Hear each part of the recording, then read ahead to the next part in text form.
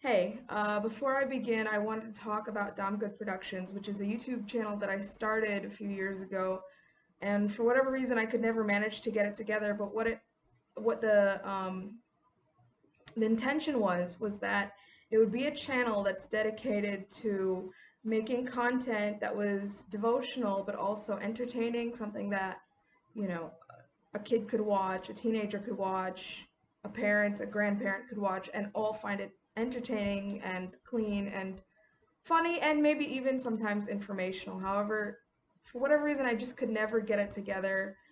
And I was on my grind not too long ago trying to put out some content, something to put on this channel. And I got pregnant. So I was working on an entirely different project at that point. And then about a month ago, I had a miscarriage. So that really set me back a lot in many different ways, and it got me really depressed and hurt. And now I decided, in all of my depression, I was like lying in this bed, literally just lying in this bed behind me for like 3 weeks, the last 3 weeks, trying to get through it. Because it's very painful spiritually, emotionally, physically, mentally. And I thought, while I'm here at the lowest points in my life, why don't I start my YouTube channel again and like make myself completely vulnerable to the internet community? So, great plan. So what I'm doing now is what I can manage to do, which is basically I'm doing a get ready with me and I'm talking about a topic that is of interest to me and hopefully to you. And I would like that at some point I'd be able to progress into what this channel was supposed to be, which is like, I wanted to go around the Dom and talk about different locations. I wanted to do like a serial. I wanted to do some short comedy clips, things like that. I'm hoping that eventually I can pull myself out of what I'm going through right now and be able to provide that for you. Um, so yeah, we'll begin. I'm doing a get ready with me because a lot of people comment on how I dress.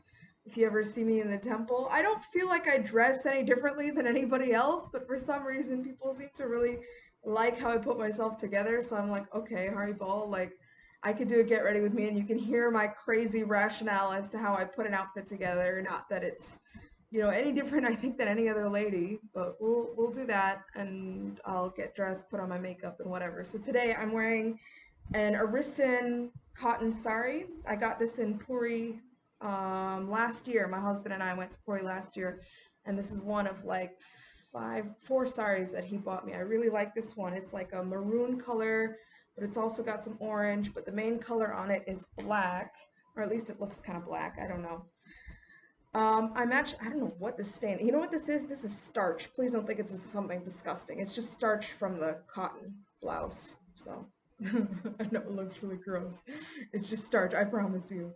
So, I had matched this with black this morning. I was wearing a black choli this morning, but then I realized that it was a different shade of black, and that really bothers me when you're wearing two different shades of black. So I decided to match it with a maroon colored choli, and I feel like that looks better. You can also try to match it with like the orange, or not orange, sorry, yellow, or the white. There's some white on the sari, but I mean, for me, I find it too striking of a difference, and I really wanted to wear something kind of darker and, I don't know, spookier today.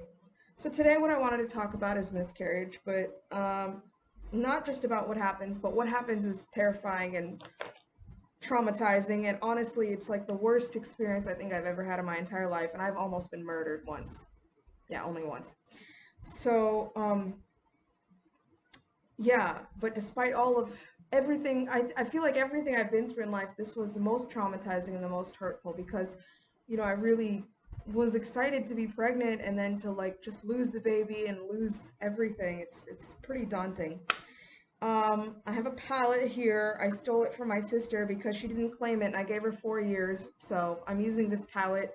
It's very sparkly, and I think that's why she never picked it up. But they say as you get older, you should wear less glitter, but I'm like, screw that. I don't care. I'm gonna wear as much glitter as I want. I don't care where it falls in my face. So this is a very glittery palette, and it has all the colors that I need for this outfit. So I'm gonna just do that.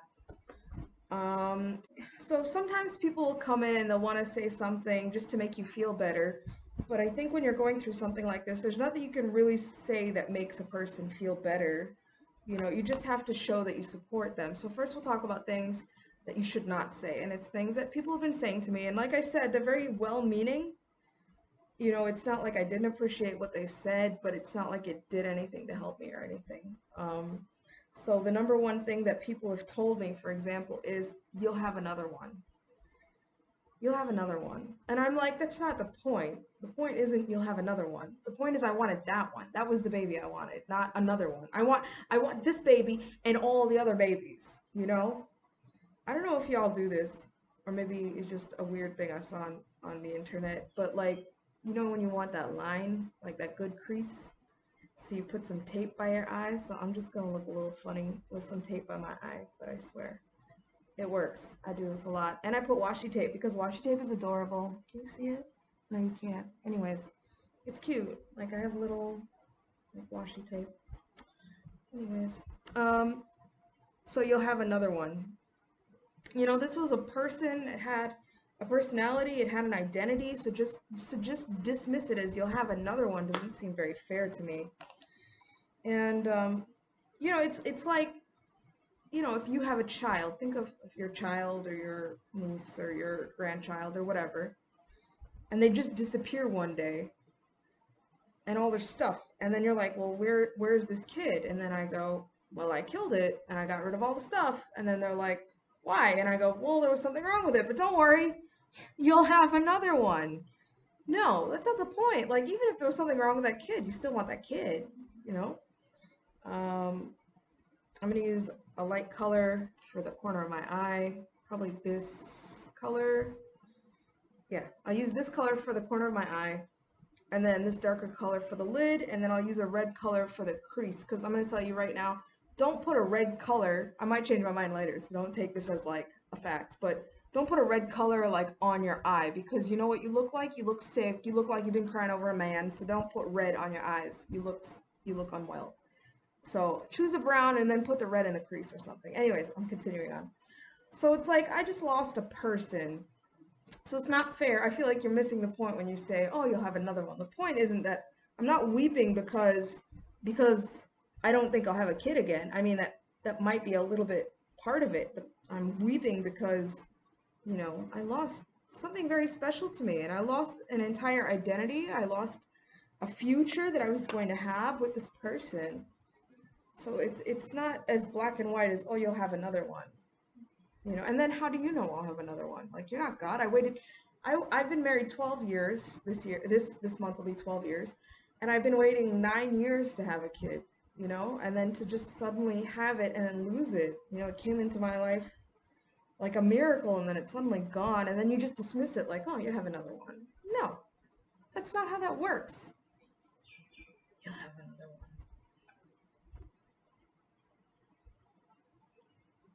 one. Something people say is, what did you do for that to happen? Oh, you must have done something. You must have climbed too many stairs. You must have fallen somewhere, you know, for something like that to happen. You know, I didn't do anything. You know, I don't smoke. I don't drink. I don't do anything crazy. I was on bed rest. The doctor said it was a precious pregnancy. Put me on bed rest. I lay in that bed for like 6 weeks before I lost it. You know, I didn't do anything. I went for a walk once a week. You know, like I ate healthy. I did, you know, no heavy lifting. I did all the things. I did everything right. No, I did not do something for that to happen. And honestly, if you lose a baby in your first term, usually it's because of a chromosomal abnormality. It's like 80% a chromosomal abnormality. So no, it's not that something's at the door. Who is that person? Who is this? Hold on. We in India, so I'm nosy. Sorry, that was the neighbor inviting us for a program at their place. Okay, so another thing that people have also said to me that's kind of, actually it's a little bit hurtful, is that, well, you'll get over it. You know, just give it some time, you'll get over it. And I don't think having a miscarriage is something that you exactly get over. You may cry a little less with time, like I know I'm not crying as much as I used to. Like I was bawling like morning to night, you know, in the night I remember in the night I'd like wake up and just like start crying and crying and like I just spend hours crying or you know, I couldn't listen to certain songs, I couldn't look at pictures of people's babies, like I couldn't do anything. I couldn't help myself. You can't help yourself. You just cry and just to dismiss it. You know, again, dismissing feelings. You need to, when you're visiting somebody that had a miscarriage or you're talking to them or whatever, don't dismiss how they feel. You need to validate their feeling, um, and let them kind of go through that emotion and that experience.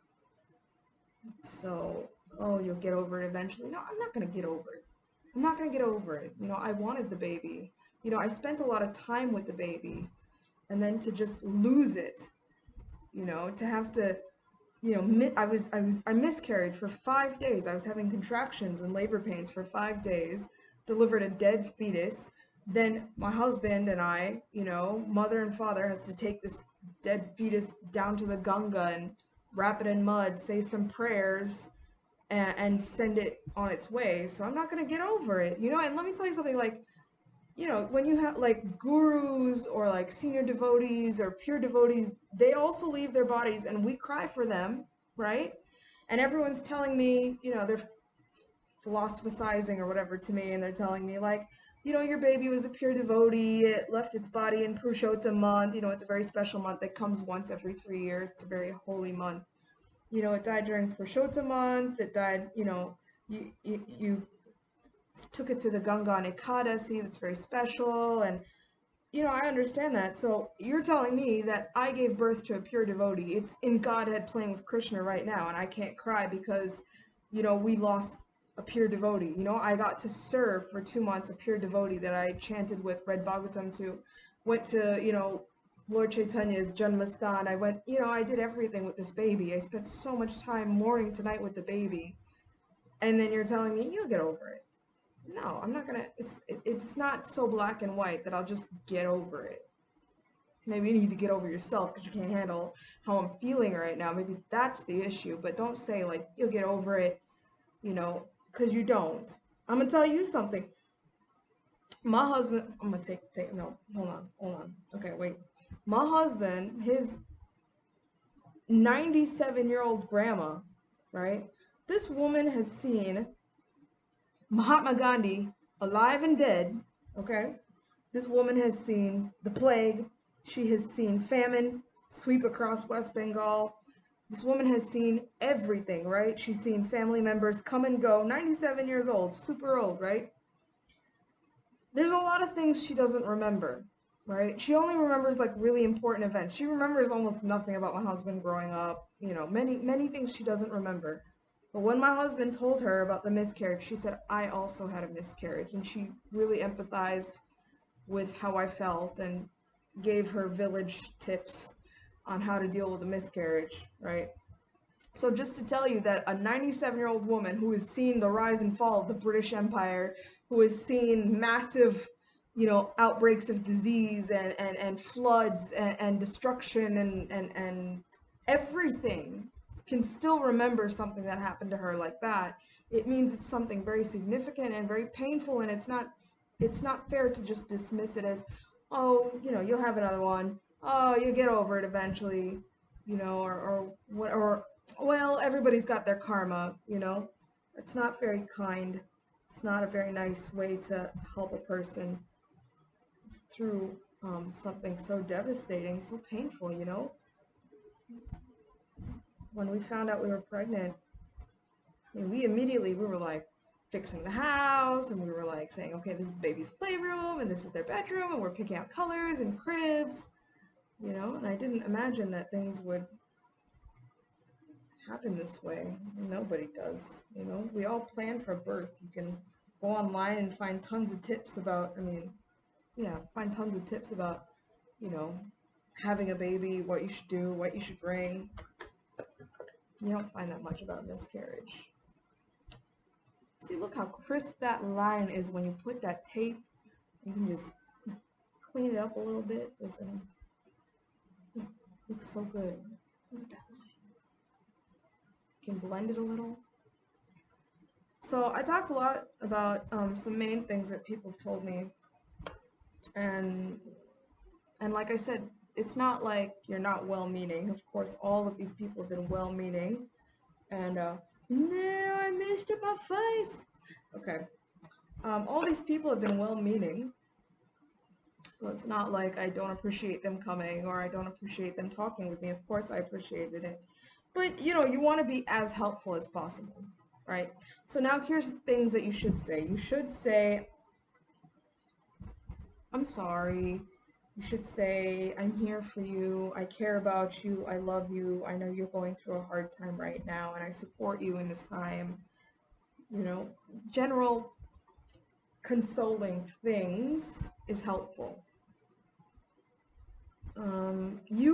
One thing that I thought was very helpful, although it's not really easy, I appreciated when women told me, or even men, told me their stories about miscarriage.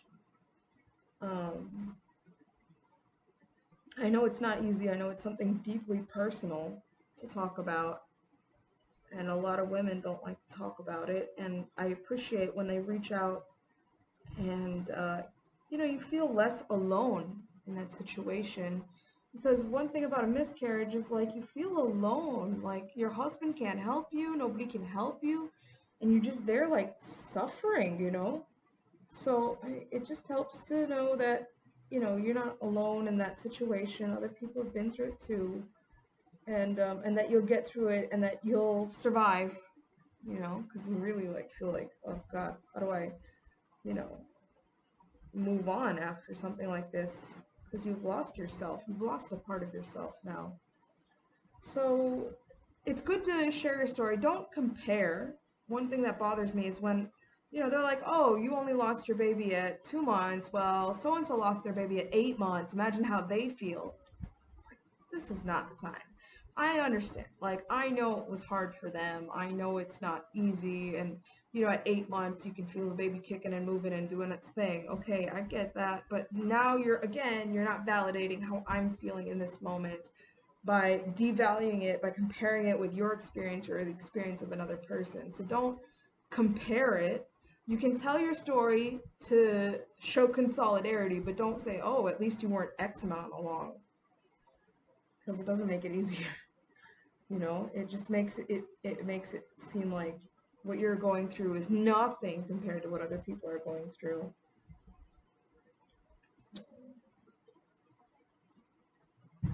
People sometimes will say, let me know if you need anything. Just let me know if you need anything. And as kind as that is, I'm never going to let you know if I need something.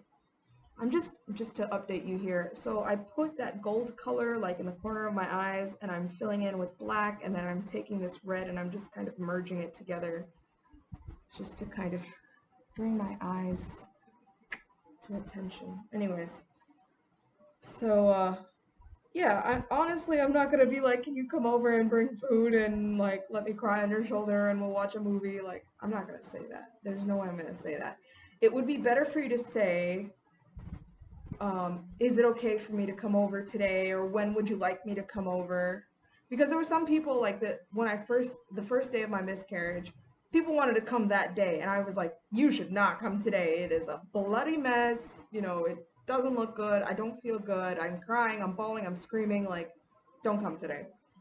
You know, and then by the weekend, the weekend I was still like laboring and whatever, but at least as time progressed, like after the full miscarriage was over, you know, then it's like, okay, now you can come, you know, and I'm resting and whatever, and bring something.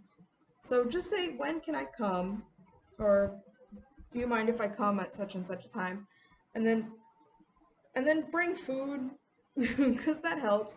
You know, if you can understand, like, I'm in pain, but I felt so sorry for my husband, because here's a person who's also grieving. You know, he's grieving as a father, you know, and he's helpless as a husband. He can't do anything to help me.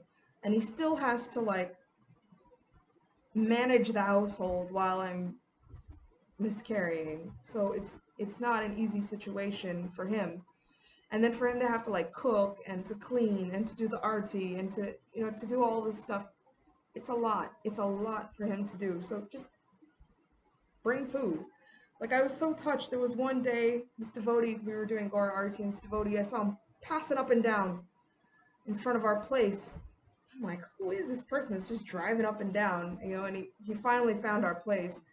And he just came and he just said, you know, my wife made these brownies and we just want to let you know that we're thinking about you, we're praying for you, you know, we care about you. And that was it. And I basically, I like wanted to like cry and like hug him. I was so touched, you know, and like basically anyone that's come over and has like just said anything, or anyone that's written to me and said anything, like it made me feel less alone, and it made me feel like there are people that care about me, that are thinking about me, and that are praying for me. And yeah, it was good, and it was so kind of that person to go looking for me, to like just let me know that I'm not, you know, that I'm you know, thought about. So I appreciate it. And those brownies were delicious, by the way. They were like the best brownies I ever ate in my life. Um, so so bring food, and just ask, like, when can, just say, can I come over? When can I come over? You know, or whatever. But don't just say, let me know if you need anything, because I probably would never tell you, oh yeah, come over and wash my dishes. That's not gonna happen. Nobody would do that. You'd have to be really close to me for me to tell you to wash my dishes, or a maid. I don't know. And then also, I think it's important that you check in sometimes with the person, um, because like the miscarriage happened Wednesday to Sunday, right? Miscarriage happened. Sunday was the last day. The placenta fell out, and along with some other stuff, went to Ganga, da da da. And then you sort of, I don't know, and then the thing is, it's not over after that. Like, the most intense emotional part is over, right? The physical stuff, the emotional stuff. But then there's still this sense of emptiness that occurs afterwards. There's this loneliness, there's this, what am I going to do now? That, for me at least, occurs afterwards. So don't stop checking up on a person just because the miscarriage is over. Um, just write to them, say, hey, thinking about you today. What are you up to? How you doing? What are you doing these days? You know, I really needed motivation. I needed somebody to just tell me, you know, get focused on your next project, go do something else, you know. It was nice that after the miscarriage, my parents told me, okay, they're coming to India, and then it gave my mind something to do, because, you know, here you are pregnant, and your mind is like occupied with the pregnancy, and it's occupied thinking about all the stuff, and you're thinking about baby names, and you're looking at like wedding announcements, or not wedding announcements, pregnancy announcements, and all kinds of stuff, and then it's gone, and then it's just like everything's just cut off, and then there's nothing to look forward to again. So they're like, okay, we'll come to India for Kartik. And then I was like really excited, like, okay, now I have something to think about, something to look forward to. And then I was thinking about these videos that I wanted to do, and I really wanted to like talk and give advice and talk about spiritual stuff, non-spiritual stuff, life stuff, just to be silly, just to be myself, just put myself out there somehow. So I said, okay, I'm gonna start doing this, and whatever content I make, I'm just gonna put it up. All right, so I'm gonna work on my eyeliner right now. It is a very technical process, so I cannot talk. So give me a second, I'm coming right back. This is my finished look. I decided to go with a dark lip. I put on my mascara and my eyeliner. I went with, you see, I have like also a red and black bindi with a little sparkly rhinestone on it, so I thought that would be cute. Black earrings, a black nose pin. I decided to do like a little twisty thing. I always do this twisty thing because I'm not really good at hairstyles. So I did a twisty thing, and then it leads to a bun on the other side of my head, and I just have like a little piece of hair coming off. It's extremely humid here in Mayapur. I live in Mayapur, India, which is the birthplace of Lord Chaitanya, who's an incarnation of Lord Krishna. And it's so hot right now. It's the summer, so I don't have the energy to do fancy hairstyles, to be honest with you. So yeah, because my hair is like, I just washed it, so that's why it's like kind of tame right now. Like, I even have like sweat like all over my face. It's disgusting. I have my Indian fan, so I've, you know, every now and then it's me and my Indian fan. Just trying to tolerate this heat, and I don't have an AC, so you can probably hear the fan going. So yeah, that's about it. I wear my pearls. You know, I'm famous for wearing these pearls like all the time. This is what my husband gave me about 7 years ago. He went to Ganga Sagar Mela, um, and he gave me this pearl necklace, and I said I'd always wear it, so I always wear it. I also am matching the outfit with this kanti mala with red stones in it, and it has this cute little jagannath, which is black and red, so it like matches the outfit really cute. So I'm looking pretty fleek right now. I'm like, okay, I guess. So this is how I put my look together, I guess. If you have any thoughts about miscarriage or any topics in general, you just want to talk, leave me a comment, or about how I look or whatever. Leave me a comment. Please subscribe to my channel, like, share. Look me up on Instagram. I'm Prema Rupa. Um, Dham Good Productions is on Facebook. So like our Facebook page to be updated. Thank you so much. I appreciate all of you that have given your support to me in this time. This has been a really difficult time for me. And sorry, it's so hot. This has been a really difficult time for me that I've been going through right now, and I really appreciate everyone that's really, written to me, that's come over, that's brought me care packages and gifts and food. In this time, it makes me feel very loved and very appreciated and less lonely here in Mayapur. So I really appreciate that. I hope to be bringing all of you more content. So leave me a comment, send me an email, whatever you want to do. Love to hear from you. Thank you so much. Thank you for watching. If you stuck around this long, bye.